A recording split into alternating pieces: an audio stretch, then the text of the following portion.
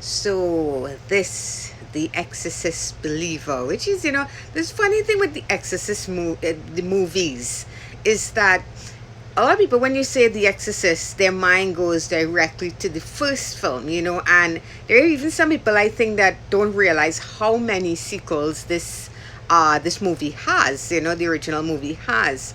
Some have fared better than others. Personally, I think The Exorcist 3 is fantastic.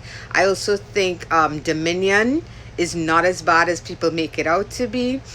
But the first Exorcist movie, possibly one of the, if not the most famous horror movie of all time, it's funny because for me, that particular movie has never been scary. And I saw it as a kid, accidentally, of course, but I did see it as a kid. Didn't really have any effect on me. I went and I saw it again. Years later, it was re-released in cinemas, and I went and saw it again. Again, no effect, and it was the extended director's cut. So I can admire what this movie is, and I can admire the effect it's had on the horror genre. But personally, I've never been an Exorcist fan, if you want to call it that. But I wanted to see this movie, and I did. And I'll say this for David Gordon Green, who, of course, I think most horror fans know. Some people know that he and Danny McBride were the team behind revitalizing the whole Halloween franchise. And besides the first movie, to me that was a downhill struggle. Um, Now we have him testing the waters with possibly the most difficult movie to remaster in any way, shape, or form, and that's The Exorcist Believer. So this movie starts out. We have two young girls. They are best friends. One of them is a product of her mother was a photographer, and her mother and father were traveling in Haiti. The mother died. She survived the pregnancy. She survived and she was born. The other one, she comes from a religious family, seemingly happy family, and they're best friends. One day they go missing. The parents go in search for them, and 3 days later they show up again, and of course they are nowhere near who they were prior to going missing, right? So the kudos for this to me is the first half of this movie is, I think, very, very good. Like, this movie is really well thought out, that first half of this film.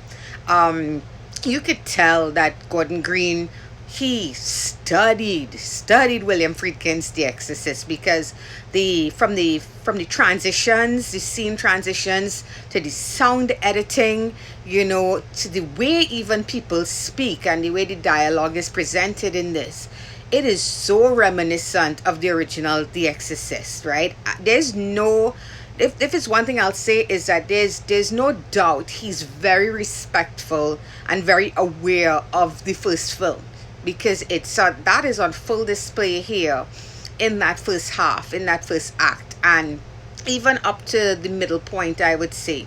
We also have, returning from the first film, we have, I think her name is Ellen Bernstein, who played Chris, Regan's mother.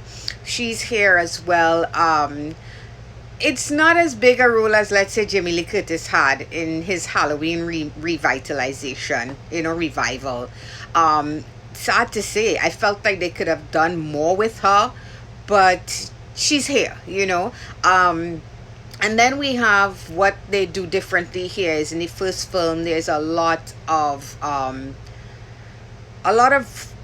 Catholicism involved in the first film, if you want to put it that way. Here they more or less address that exorcism exists in some shape or form in multiples of beliefs.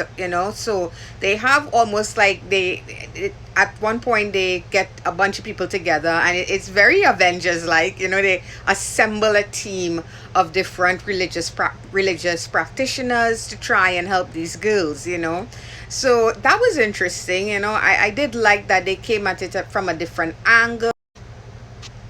Some people may have an issue with that, might take issue with it. I didn't. I had no issue with that. But the thing about this movie as a whole, first act, like I said, very strong. You do get that the atmosphere is there, this sense of dread is there. If you're looking, you're expecting that, and the movie does throw some surprises your way in terms of what these girls are going through, and how things turn out. I was actually really surprised where they went with this film, and it's a lot more gruesome in certain scenes than you expect it to be. And of course, you have those whole things hidden in the background, something I actually really like in horror movies. I like those creepy moments of something is hidden in the background in a scene. But yeah, they do all of that right. Where this movie seems to fall short for me is coming down to the latter half of the film. Things just get really boring, for want of a better word. There's no real sense of tension or fear or scares in there, and it just kind of slowly meanders towards the ending. So that energy doesn't really hold up all the way through. But all of that said, I don't think this movie is half as bad as some people are making it out to be. Maybe it's because I'm not a huge fan of The Exorcist to begin with. I admire that movie for what it is, for what it has done, for all the horror that was born out of it. All the ideas that after that came out, people just that aspect of the horror genre took off. We mightn't have had a Rosemary's Baby if we didn't have an Exorcist. But what I feel like is, if you look at that original film, a lot of what Green does here, it's right. It works. It's just the ending. He doesn't nail that ending. He doesn't nail the energy. There is no real sense of dread. And maybe the biggest sin this movie commits is really not that scary.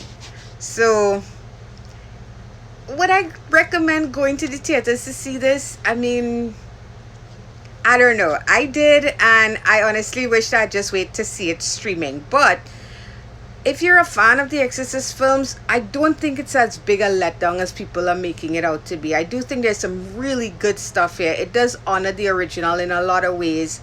And granted, there's some misfires in terms of use of characters and mood and that sort of thing. And as I said, they really did not nail the ending. I think it's a better than average movie. So I give it points for that.